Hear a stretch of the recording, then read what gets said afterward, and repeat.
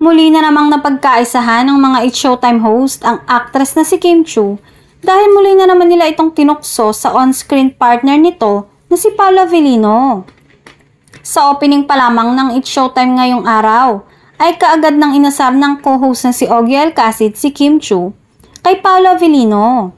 Ipinopromote ng kapamilya actress ang kanilang nalalapit na out of the country show ng kanyang on-screen partner na si Paolo Avellino.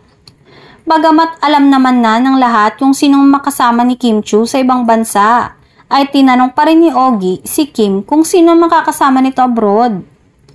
Dito na binati ni Kim Chiu si Paolo.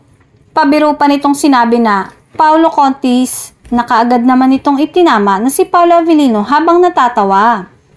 Sa Dubai World Trade Center gaganapin ang event na ito at excited na ang mga fans nila sa lugar na yon. Bukod doon, pa-United Kingdom din sila dahil bida rin sila sa event naman ng TFC sa Birmingham. Siyempre, ang fans ni Kim at Paolo ay kilig-kiligan na dahil ilang araw ring magkakasama sa abroad ang dalawa. Ngayon pa lang ay nagtatanong na kung saan-saan mamamasya si Kim at Paolo sa Dubai. Susundan nga raw ng fans nila sa Dubai ang dalawa.